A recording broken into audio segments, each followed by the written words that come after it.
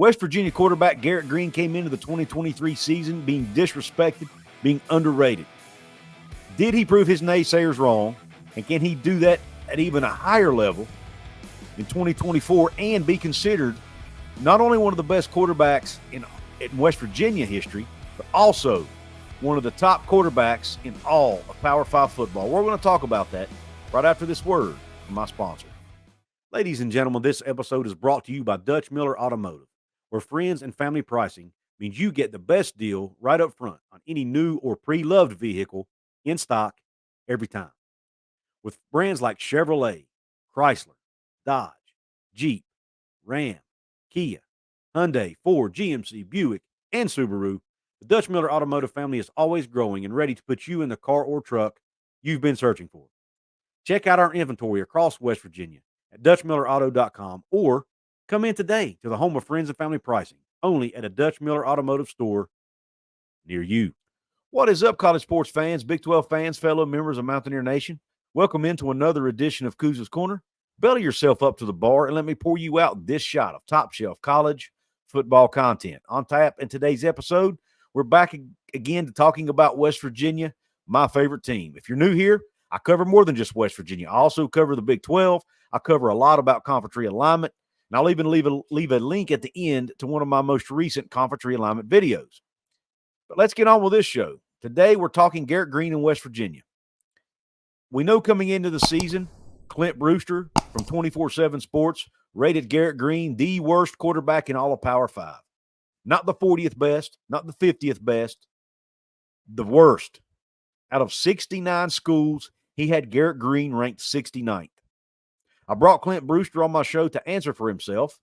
He admitted, yes, I was wrong in ranking him last. However, he still said he would not put him higher than 40th or 50th. Now, that was a couple weeks before the season was over, or a few weeks before the season was over, actually.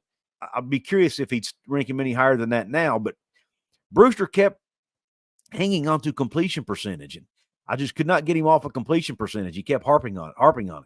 There's a lot more to playing quarterback than just completion percentage, Mr. Brewster, as I'm sure you know because you played the position. So I don't really understand why you get hung up on just completion percentage. Well, even after the great season Garrett Greene had, which I'm going to show you numbers on in just a minute, and some recent stats that have come out, even though he had a good season, led his team to a 9-4 record and a Duke's Mayo Bowl victory, the disrespect has continued for Mr. Garrett Greene. Just last week, Bud Elliott from 24/7 Sports, CBS Sports, and the Cover 3 podcast put out his preseason top 25 for 2024. He did not have West Virginia on it. A lot of Mountaineer fans took exception to that, even brought up the fact Garrett Greene's coming back for next year. Here's Bud Elliott's reply. Now, I think Bud may have deleted this tweet or this part of this thread since he put it out, but thanks to Climb Trusteer, I think is his name, on Twitter, a West Virginia fan, and also a blogger over at Press 50, he took a screenshot of it, so I'm still able to share it with you guys. But the disrespect for Garrett Greene has continued, folks. Here is the tweet Elliott put out. It says, "No, Greene is nothing special to me. I hope they get a lot of hype," talking about West Virginia, "so I can fade the hype. I backed them hard this year when everyone said he," meaning Neil Brown, "would be fired. But on the Greene part, again, he says Garrett Greene is nothing special to me." Well, Bud Elliott, he's pretty darn special, and I've got numbers to back it up. Let's look at the numbers right now put out by Mr. Keenan Cummings over at Rivals, or it's WVSports.com, which is the Rivals affiliate for West Virginia. Let's put this up on the screen. Here's a tweet he put out. It says, WVU quarterback Garrett Greene completed 32 of 69 passes over 20-plus yards down the field for 1,179 yards with 12 touchdowns. His 31 big-time throws, which are passes with excellent location and timing, were third most in the nation, behind only Michael Penix and Drake May. Michael Penix just played in the national championship, and Drake May be one of the top quarterbacks drafted in this year's NFL draft. That's the only two quarterbacks Garrett Greene is behind in the big-time throw category, big-time throw percentage. When it comes to throwing the ball down the field, there will not be anybody better than that than Garrett Greene going into 2024, at least statistically, because neither Penix or May are coming back to college football. There's one stat. Let me show you another one that Mr. Cummings was fortunate enough to share with us. Now, this one, pretty remarkable if you think about it. And this is kind of shows how he stacks up with other past West Virginia quarterbacks. Says, West Virginia quarterback Garrett Greene, and he shared this just today, actually. West Virginia quarterback Garrett Greene had 3 games in 2023 at Baylor, at home against Cincinnati, and at home against Oklahoma State, where he threw for at least 200 yards and rushed for 100 yards. Outside of that, it's happened only 3 other times in program history. Pat White did it twice, and Rasheed Marshall did it once. I would say Pat White and Rasheed Marshall are pretty good West Virginia quarterbacks, wouldn't you think? I would think so. It's pretty good company to be in. He's only played 1 season. He could do this more next year, potentially. Think about that. He could do it more next year. He has an entire offseason to improve his throwing mechanics, improve that completion percentage that Mr. Brewster kept harping on in my interview with him. His completion percentage will be better. If Garrett Greene can improve his completion percentage on throws 20 yards and in, folks, I'm telling you, he may be one of the top quarterbacks in college football next year. And I don't think I'm exaggerating to say that, because everything else he's doing pretty well. And maybe the most impressive stat from 2023 for Garrett Greene is this one right here, folks. Pro Football Focus, PFF College on Twitter or X, just put this graphic out today. I'm recording this video on January 10th. They just put this graphic out today. It's the highest graded quarterbacks through all of college football for the 2023 season. As you see, number 1. And again, I'm going to show you, this is PFF College. Number 1, Jaden Daniels, Heisman Trophy winner, no shocker. You got Bo Nix, who was a Heisman Trophy finalist. Carson Beck from Georgia. Dylan Gabriel from Oklahoma.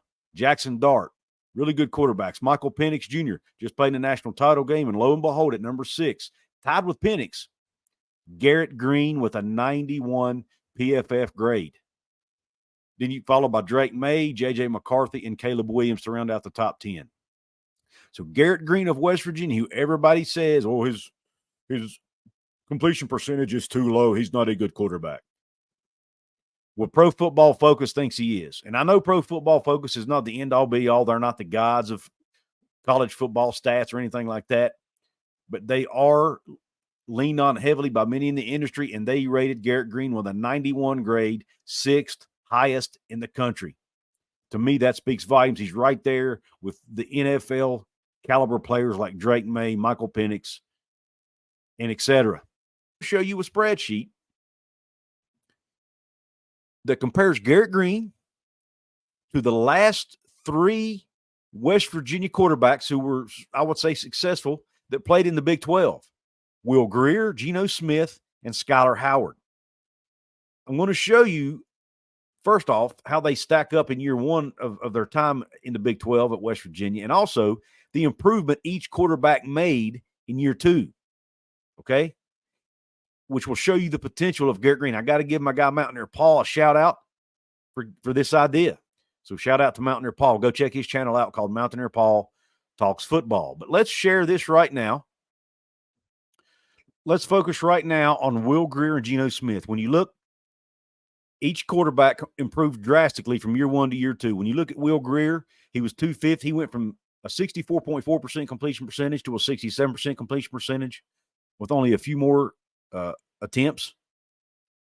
37 from 34 to 37 touchdowns, reduced his interceptions from 12 to 8, improved his QB rating from 162.7 to 175.5. Now, because this is Garrett Greene, I thought it would be only logical to include rushing stats. Now, for Will Grier and Geno Smith, rushing stats are not really comparable because they were not running quarterbacks. They ran when they needed to and were good at it at times. But for the sake of this conversation and comparison, we're not going to talk about it with them. We'll talk about it when we get to Skylar and Garrett. Then you look at Geno. Now, guys, in looking at Geno's numbers, first of all, I don't know that we'll ever see a quarterback performance at West Virginia like we saw from Geno Smith. I'm not sure we appreciated it enough when he was here. His numbers will absolutely blow you away. Now, I did not count. Geno Smith actually started at West Virginia as a sophomore under Bill Stewart with Jeff Mullen as offensive coordinator. I did not count that year. I only counted the years under the Dana Holgorsen system because he changed offenses when he went from Stewart to Holgorsen. And I'm looking at year 2 in an offensive system as a starter. Now, Geno went from 65.8% completion percentage up to 71.2 from year 1 to year 2. Now, his yardage dropped slightly, but he threw less passes. So, take that for what it's worth. He increased his touchdown total from 31 to 42, and he did it on less attempts, by the way, and decreased his interceptions from 7 to 6, improved his QB rating from 152.6 to 163.6. Now, let's look at Skylar Howard compared to Garrett Greene. And I've got their first year in blue, just so you can see. Skylar Howard went from a 54.8% completion percentage to a 61% completion percentage from year 1 to year 2. Now, Garrett Greene had a 53.1% completion percentage this year, 2023 season. Not far behind what Skylar did. If he can bump up to a 60 or 61% completion percentage, he's going to be a really good quarterback and can win a lot of games at West Virginia because of his running ability. Let's keep going. Skylar went from 3,100 yards to 3,300 yards, basically, from year 1 to year 2 on only one more pass attempt. Same amount of touchdowns, 4 less interceptions, improved his QB rating from 134.7 to 146.6. In his rushing totals, he ran the ball 157 times for 502 yards and 6 touchdowns in year 1. Year 2, he rushed it 142 times, less rushes. So a few less yards there at 463, but had 4 more rushing touchdowns. Now, remember, sacks are included in this total. Look at Garrett. He only threw the ball 277 times, but he completed 147 of those, 53% completion percentage, 2,406 yards. But remember, he was injured for 2 games, basically, 2 full games. Garrett Greene missed a lot of reps this year. Those attempts and completions would have been up had he played more games. Again, 2,406 yards, 16 touchdowns, only 4 interceptions, folks. That's really good. Now, he didn't have the touchdown numbers, but again, less attempts, less completions than what Skylar had. Then you look at his QB rating of 142.2, which is actually higher than what Skylar Howard had in year 1 of his career at West Virginia as a starter. So he could eclipse that 146.6 that Skylar had in year 2. If Garrett Greene can get a QB rating in the 150s or close to 160, which is doable, keep his rushing around the same, improve his completion percentage up to around 60 to 65%. I'm telling you, folks, Garrett Greene is going to be an absolute stud and will prove his naysayers wrong. Now, when you look at Garrett's rushing, let's look at Garrett's rushing. 120 attempts for 772 yards, 13 touchdowns. So his rushing was even better than Skylar Howard's. That's something people continue to miss. Even people that talk about his completion percentage don't talk enough about what he does with his legs. That's what makes him so dangerous. And not to mention his ability, like I mentioned earlier, to complete passes down the field with accuracy. So look at the potential Garrett Greene has to improve from year 1 to year 2. That gets me excited. He's going to work on his footwork in the offseason because he said in interviews that's the one thing he needs to improve. He'll get better, folks. He'll go to more camps, may even go to the Manning camp again. He's going to work on his game. He's going to work with his teammates. He's got receivers coming back that he's built continuity with. Finally, he'll prove people like Bud Elliott and like Clint Brewster. He'll prove these guys wrong. Garrett Greene has a chance to be an all-time great at West Virginia, and he can do it in 2024. I want to hear your thoughts, Couz's Corner family. What do you think about Garrett Greene and his ability to lead this West Virginia team? Let me know in the comments. Guys, if you want to support my show here, there are several ways you can do it. First of all, you can support all of my work by going to Couz'sCorner.com, checking out the blogs that have been written over there by myself and some others. It's also a place you can reach out to me if you want to send me an email or drop me a word. You can get some of my YouTube videos and all of my podcasts, audio-only podcasts, all in one place. If you want to become a VIP channel member here at Couz's Corner, just like the fine folks scrolling along the bottom of your screen, Shannon Miller, Big E 7375, PW Riggs, and Travis Anderson. If you want to be in that exclusive club, hit that join button below, guys. There are perks that come along with that. Early access to videos. If you're a club level member, you get some of those with limited ads. So if you want to become part of this club, hit the join button. If you don't see a join button, go to the description box. There's a link there. Also, guys, don't forget your ONIT NIL trading cards. If you want to support West Virginia student athletes, 60% of the profits from these ONIT NIL trading cards go to the student athletes. I also get a small commission, so you can support me and my work here, help me keep the lights on, and at the same time, help support West Virginia student athletes, football players in this case, with NIL. Okay? It helps West Virginia be competitive. And heck, if you're watching this and aren't a West Virginia fan, your team may be available as well. Go to onitathlete.com, the link in my description box. If you shop with that link and buy something, that is how I get the small commission. Last but not least, if you want to support this channel, absolutely 100% free. All you have to do is hit the thumbs up button, which is a like. Drop that comment below. Subscribe to my channel. Help me get up to 7,000 subscribers. I want to get to 7,000 subscribers before the end of 2024. And share it with your friends. Let them know about Couz's Corner. Also, don't forget about the basketball channel that I do with Mountaineer Paul called Hoops from the Hills, where we cover West Virginia basketball. Come check that channel out too. We just did a post-game live stream last night talking about their loss to Kansas State. And don't forget about the commentary alignment video I told you about right here. If you want to check it out. Until the next video, I hope you have a top shelf day. And don't forget to cue country roads.